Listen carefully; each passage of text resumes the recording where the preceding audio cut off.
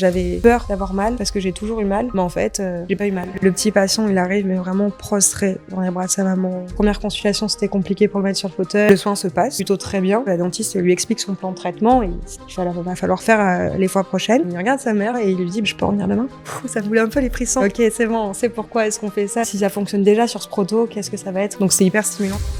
Beaucoup de personnes ont peur du dentiste. Une vraie peur. Celle qui bloque la respiration, qui fait serrer les mains sur la coudoir et qui parfois pousse à annuler les rendez-vous pendant des années. Et si on changeait tout ça? Imagine un casque qui en quelques secondes te transporte loin du cabinet dentaire. Une immersion qui calme le cœur, apaise le stress et permet à ton esprit de se détacher complètement de ce qui se passe en bouche. Ce casque existe, c'est de la réalité virtuelle, utilisée pour relâcher l'anxiété, créer un état proche de l'hypnose et transformer totalement l'expérience chez le dentiste. Installe-toi bien confortablement, laisse ton esprit s'évader et surtout, reste avec moi jusqu'à la fin, tu me verras le tester en direct comme si tu y étais. Moi, je m'appelle Alison Chauveau, je suis la présidente et fondatrice de Petit Bout de Lumière. Petit Bout de Lumière, c'est né à la fois de mon expérience, on va dire, personnelle quand j'étais enfant avec les soins, pas forcément dentaires, mais avec les soins en général, et de mon parcours aussi professionnel. Dans le sens où j'ai grandi vraiment en étant persuadée et convaincue qu'on pouvait trouver des outils et améliorer la manière dont on prend en charge notamment les petits patients et les enfants pour leur donner cette place d'acteur dans le soin. Parce que c'est vrai qu'au final, quand on est enfant, on n'a pas forcément le choix ou le contrôle, on comprend pas forcément ce qui va nous arriver. Et donc, dans mon parcours professionnel, j'ai tenté médecine, ce qui a fait que du coup, derrière, je suis partie en licence de neurosciences comportementales. Donc, ça m'a permis de pouvoir un peu plus comprendre le fonctionnement du cerveau sur l'anxiété, la douleur, la perception des choses. Et à la suite de cette licence, en fait, je voulais ni faire de recherche à proprement parler, ni faire d'enseignement. Mais j'avais toujours cette même problématique qui m'animait en fait, qui était comment est-ce qu'on peut arriver à changer la prise en charge et à changer un petit peu la notion d'un point de vue vision uniquement. À l'époque, c'était vraiment uniquement centré sur l'enfant. Comment est-ce qu'on arrive à l'amener avec plus de coopération, d'envie en fait, d'accepter tout ça. Et donc, ça va être en 2018 où là, il y a vraiment eu un élément déclencheur où sur un week-end, je suis allée dans un start-up week-end. Donc, en soi, on arrive avec une idée et pendant 48 heures, il y a plein de gens qui vont nous aider à concrétiser cette idée. Okay. Et après, on passe devant un jury et ils nous disent oui ou non. Enfin, il y a un classement. Donc moi, j'arrive un petit peu, on va dire, la fleur au fusil, parce que j'avais cette volonté. T'avais déjà cette idée quand t'es arrivé là-bas? Pas du tout. Ah, ok. Pas du tout. J'avais uniquement l'idée que je voulais pas faire de recherche, je voulais pas faire d'enseignement, et je voulais trouver un moyen de changer. Tu voulais entreprendre. Je voulais. Ouais. Oui. Enfin, à cette époque-là, quand j'y suis arrivée, vraiment, je savais pas. Tu savais juste qu'intrinsèquement, t'avais quelque chose qui t'animait. Oui. Depuis toute petite, au final, c'était cette envie, et là, t'es arrivé un petit peu, voir ce qui... C'est ça. Et puis t'as ouvert la porte et tu t'es dit... Un petit peu, ouais, c'était un petit peu ça, il y avait un peu de lumière, en plus, il fallait s'inscrire, soit on présentait un projet, donc on était pitcher, soit on était là pour aider. Okay. Et je me suis dit, avec plein de choses que j'ai pu voir, je me dis, c'est sympa, je vais essayer d'aider de base et donner un coup de main. En fait, du coup, je m'étais inscrite en tant que présenter un projet. Ouais. Donc, j'ai été un peu prise aussi au dépourvu. Donc, en 1 minute, il fallait expliquer une problématique ou un projet pour que d'autres personnes viennent et qu'on travaille dessus. Okay.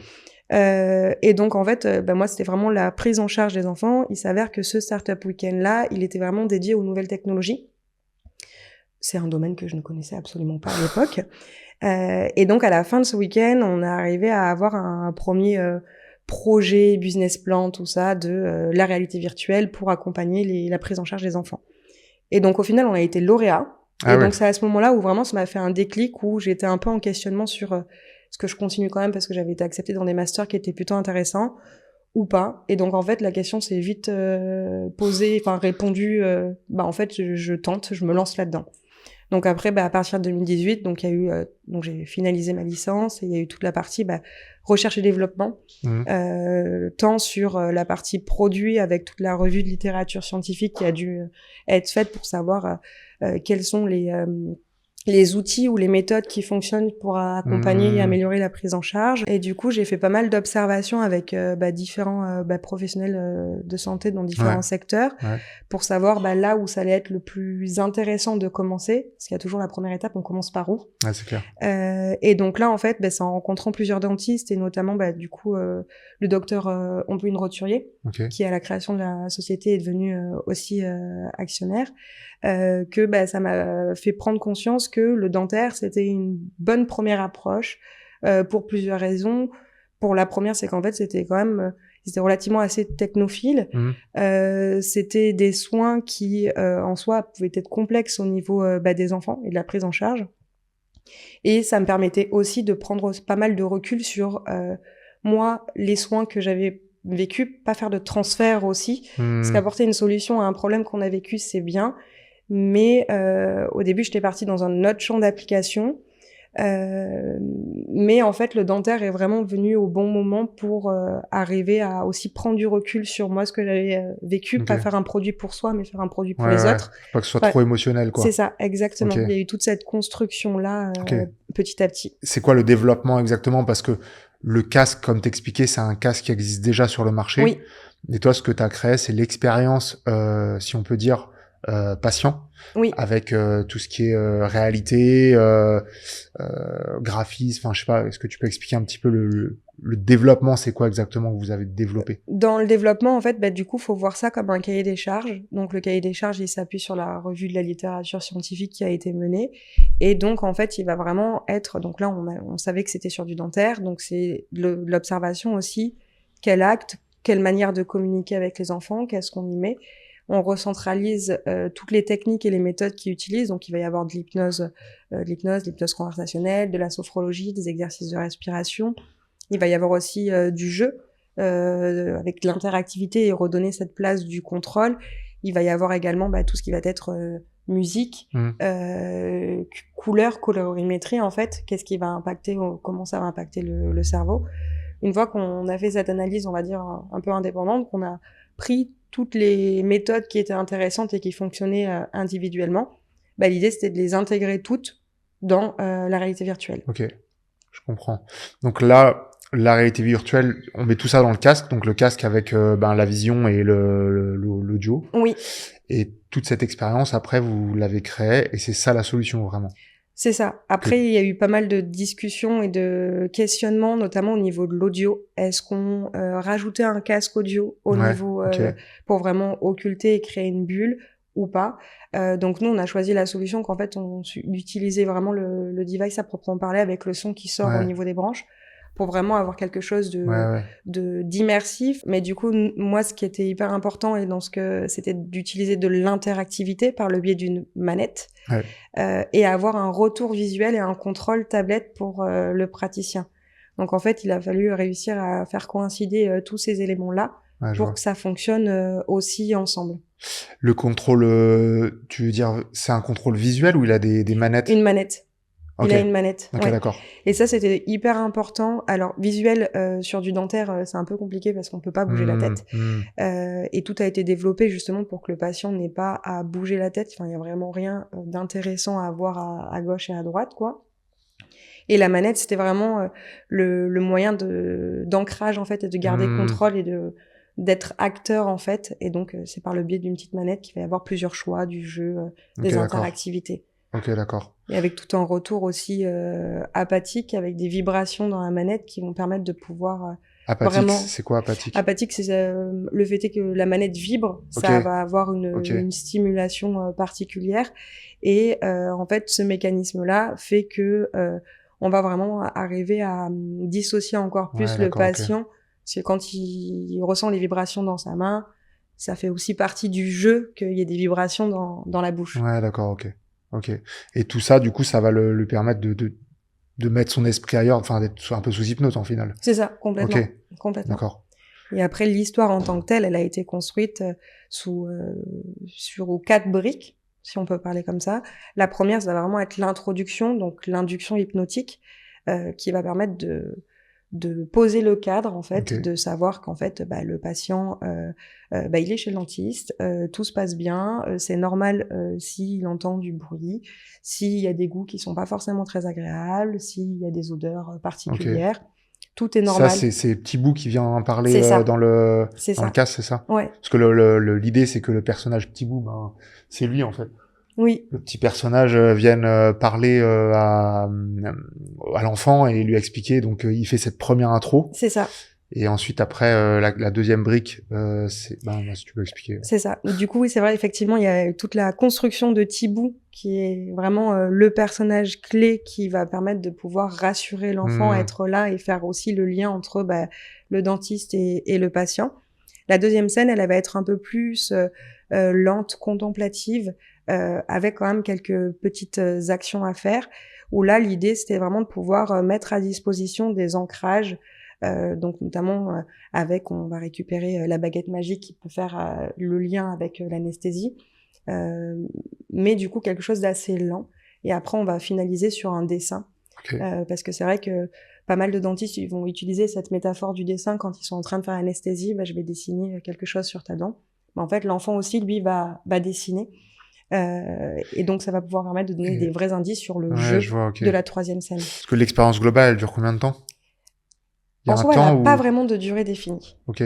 Parce que justement, on va avoir la troisième scène qui va être du jeu et qui va boucler de manière infinie. Infinie, d'accord. Donc c'est cette troisième scène qui est... Et après, il va y avoir la conclusion, donc la réassociation hypnotique, qui, elle, est déclenchable à n'importe quel moment. Donc dès qu'on a fini soin, on clique sur le... Ouais.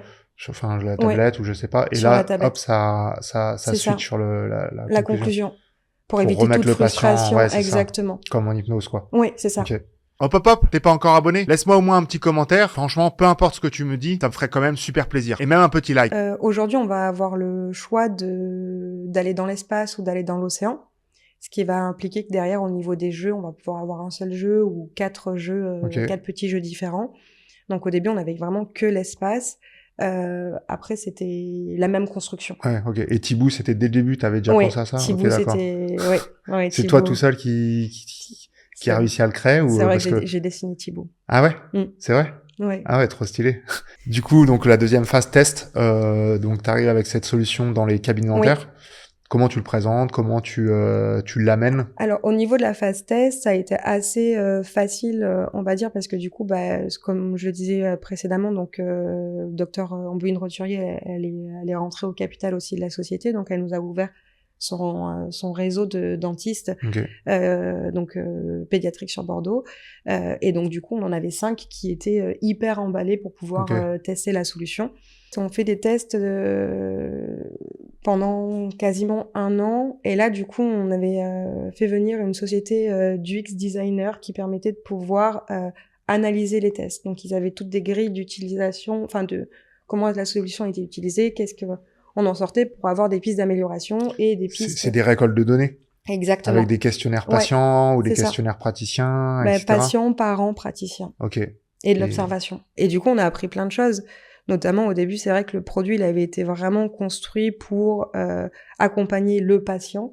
On s'est rendu compte, en fait, que le praticien en tirait énormément de bénéfices, notamment sur sa charge mentale, moins besoin de parler de manière continue avec le patient. Ça veut pas dire qu'il ne parle plus avec le patient. Hein. Ça, c'est indéniable. Enfin, ils sont obligés.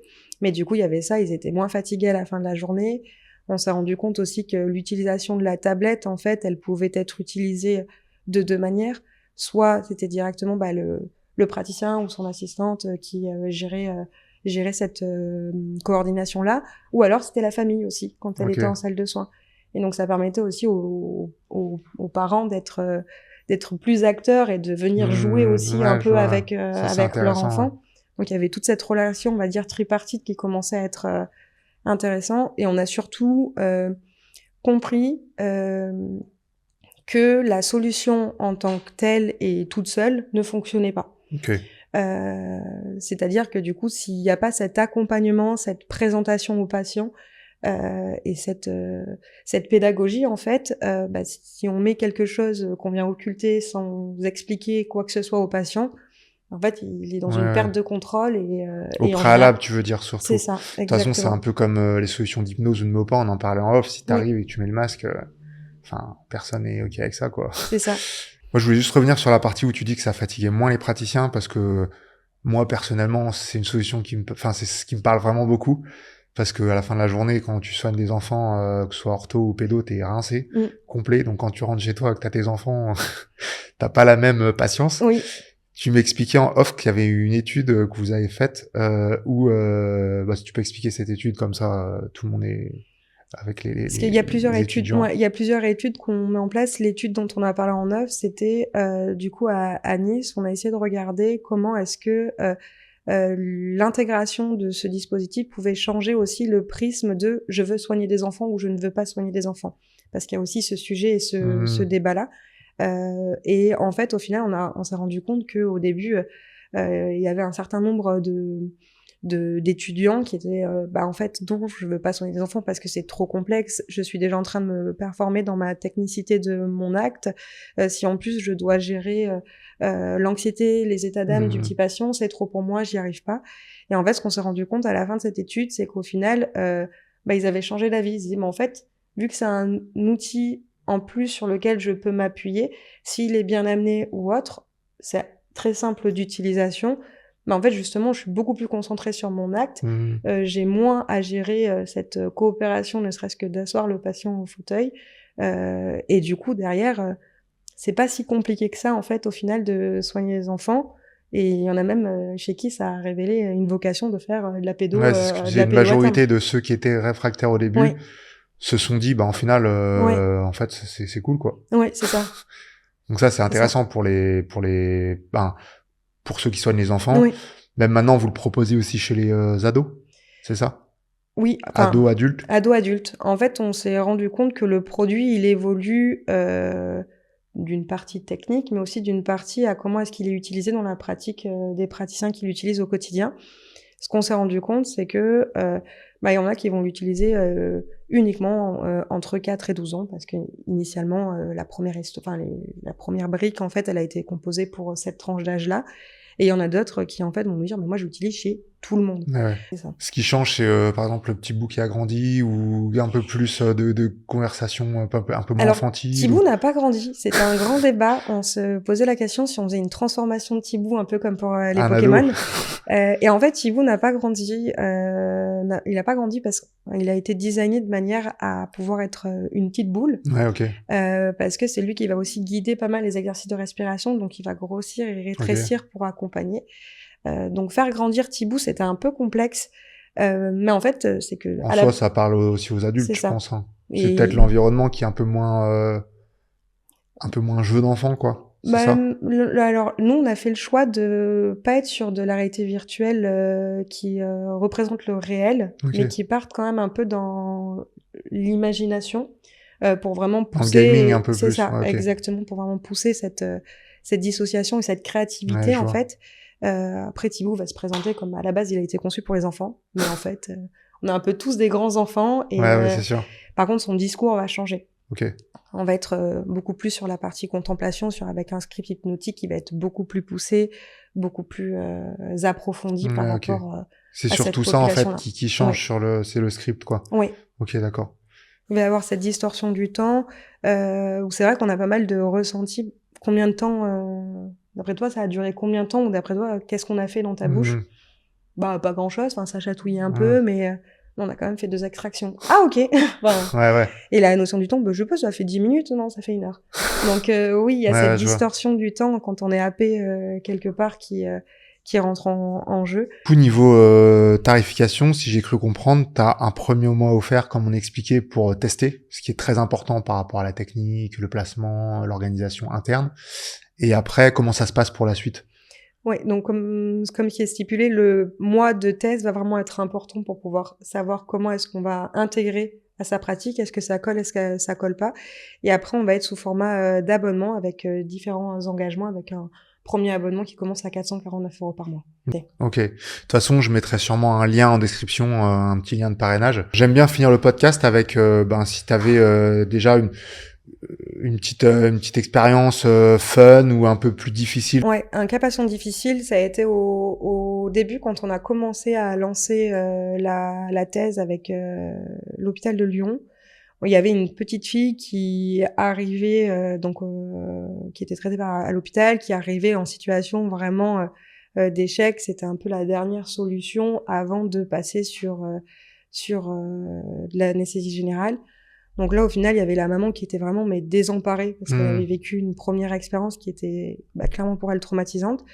Et donc, on voit cette petite fille, et pour moi, ça a été difficile parce que je me suis revue enfant dans sa position-là, et j'ai revu dans le regard de cette maman le désespoir qui pouvait désemparer dans des regards de mes parents, en fait, quand j'étais plus jeune. Et donc, de base, c'était sous Méopa, mais elle voulait absolument pas être soignée sous Méopa, elle voulait pas respirer. Okay.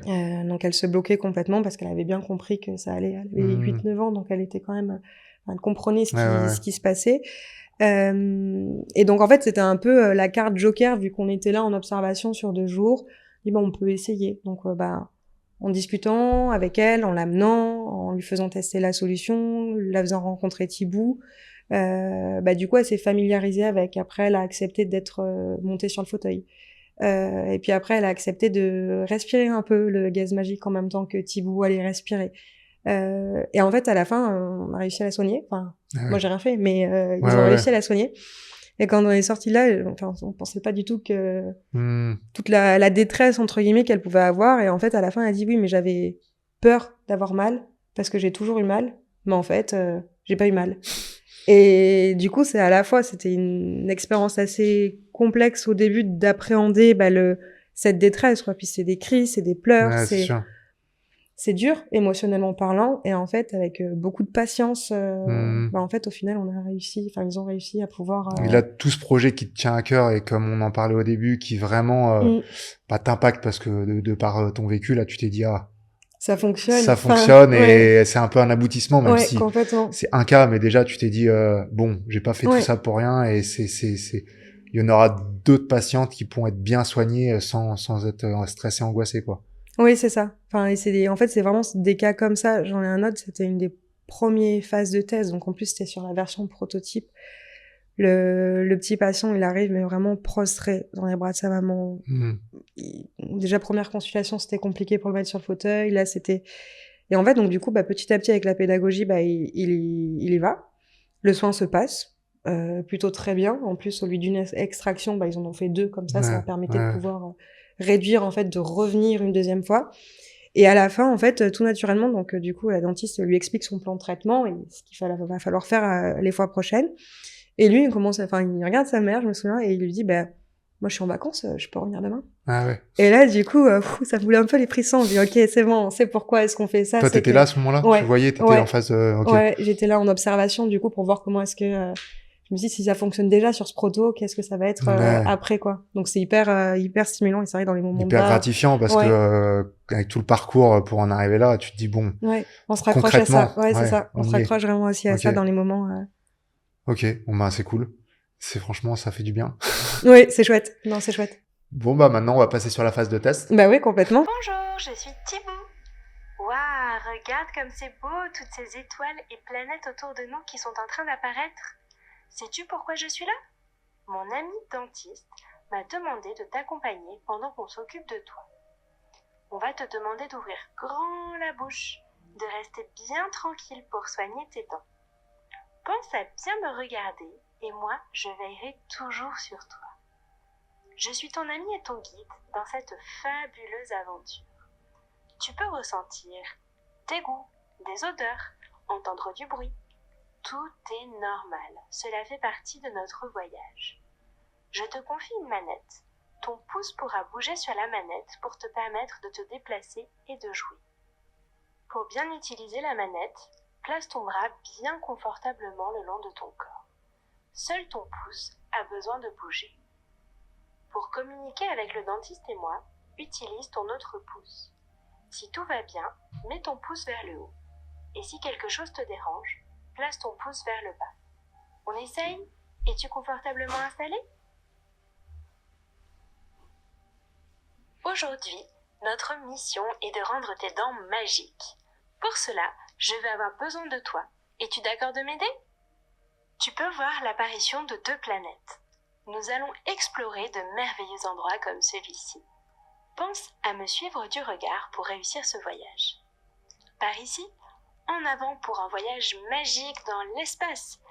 À bord de ton vaisseau super résistant, tu accompliras une aventure incroyable dans les étoiles. Par là, un voyage merveilleux dans l'océan. À bord de ton bateau super résistant, tu exploreras des endroits où nagent les plus beaux poissons. Tes yeux peuvent observer un faisceau lumineux apparaître. C'est ta main dans le jeu. Guide le faisceau grâce à ta manette. Vise la planète que tu préfères explorer et clique en appuyant avec ton pouce pour valider. Waouh, tu te débrouilles super bien. Tu as choisi la planète de l'océan. Grâce à toi, le portail spatial vient de s'ouvrir. Waouh, regarde comme c'est beau. Nous voici arrivés sur la planète bleue. Tu es désormais pilote de sous-marin. Pour le démarrer, respire avec moi.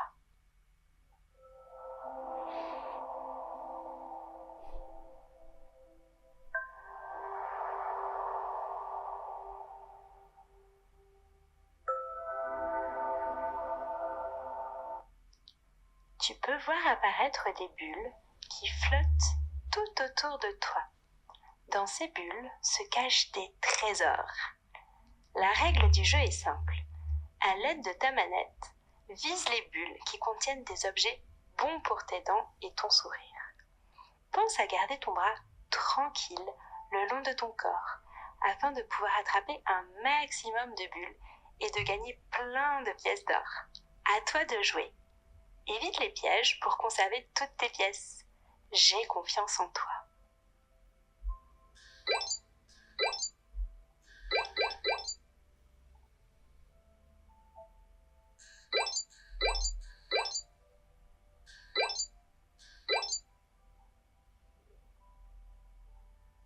C'est là où du coup le jeu il est infini quoi. C'est ça. Donc Ok. là, il va y avoir un premier jeu. Et ensuite, là, sur celle-ci, il va y avoir aussi 3 autres jeux qui vont tourner en boucle. Ils vont tous faire 5 minutes. Et ils vont tourner en boucle jusqu'à l'infini. Ok. Et l'idée, c'était d'alterner vraiment entre du jeu à la fois pédagogique, en lien avec le dentaire, et du jeu à proprement oui. parler. Donc là, typiquement, il y a les bons aliments ou les bonnes choses pour les dents et les mauvaises choses pour les Et dents. quand tu prends les mauvaises choses, ça te fait Ça des fait points des en points moins. en moins. Ok. On est sur une version, du coup, enfant, qui fait que dans tous les cas, on peut pas aller en dessous de 0. Ouais, ok. Ce que là, qui ne sera pas le cas dans la Je version... vois pas le... Ah ouais, ok. Il faut quand même qu'il déplace la tête, du coup. Bah là, les points, ils sont là en hop, bas. je vais recentrer. Hop, et les points, ils sont en bas. Ouais, en bas. je vois.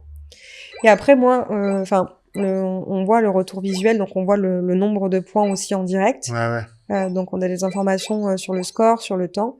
On va avoir la possibilité de pouvoir déclencher des actions également. Donc soit un exercice de respiration à la demande, soit ouvrir la bouche, par exemple, quand il y en a besoin.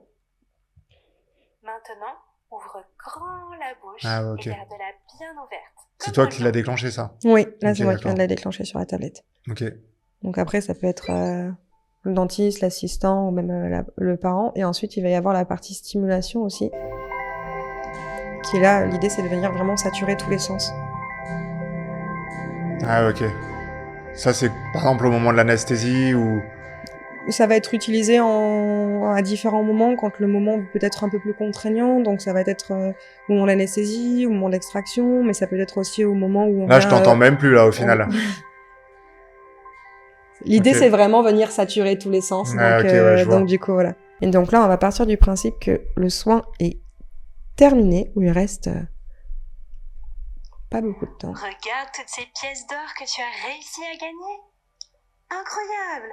Tu es vraiment très fort. Merci beaucoup de m'avoir aidé. On forme une belle équipe, toi et moi. Tu as fait preuve de beaucoup de courage. Tu peux être très fier de toi. Surtout, souviens-toi qu'il est important de bien te brosser les dents. Au moins 2 fois par jour, avec un dentifrice fluoré, adapté à ton âge. Aussi, pense à manger équilibré et sans grignotage. Tu vas pouvoir raconter ce fabuleux voyage à ta famille et à tous tes amis. Il est maintenant temps d'enlever tes lunettes pour revenir sur la planète Terre, chez ton dentiste préféré. ici et maintenant. À bientôt. Au revoir. Merci d'être resté jusqu'à la fin de ce podcast. J'espère que comme moi, tu as appris énormément de choses sur cette nouvelle technologie. N'hésite pas à liker, t'abonner et mettre un petit commentaire. Ça me ferait super plaisir. Et surtout, à la semaine prochaine pour un nouveau podcast tous les mercredis.